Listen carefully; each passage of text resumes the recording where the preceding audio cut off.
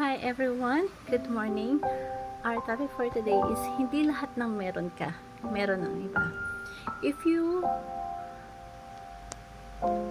you are those people na kayang kumain ng 3 beses sa isang araw, if you are a part of those people na kayang bumili ng drinks na gusto nila, if you are part of those people who are wanted to travel anywhere, whatever they want, in any way, if you are part of those people na wala kang iniinda na sakit at humihinga ka pa at wala kang sakit ngayon, if you are those people na marami kang kaibigan and you have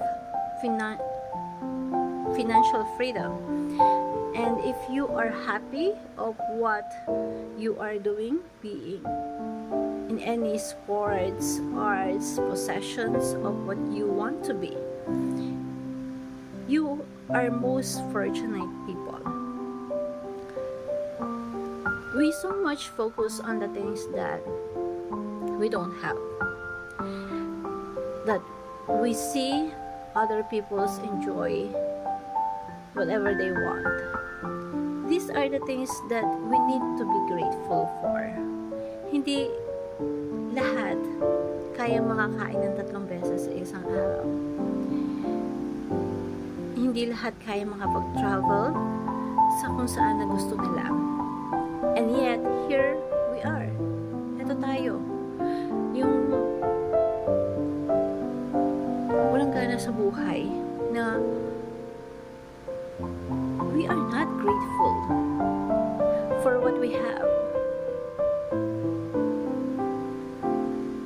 We have to be thankful sa mga bagay na meron tayo. Sa mga bagay na nakakamtan natin. We are not here para magreklamo sa buhay na meron tayo. Ngayon, nabubuhay tayo para matutong magpasalamat sa bawat bagay na meron tayo ngayon. Maraming reasons na pwede ka magreklamo. Yes, maraming dahilan para masabi mo na masalimuot yung buhay mo. Pero naniniwala ako na mas marami yung dahilan para ngumiti ka at matuto ka magpasalamat.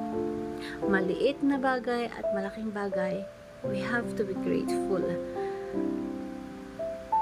Kasi hindi lahat ng bagay at hindi lahat ng tao nabibigyan ng pagkakataong mabuhay.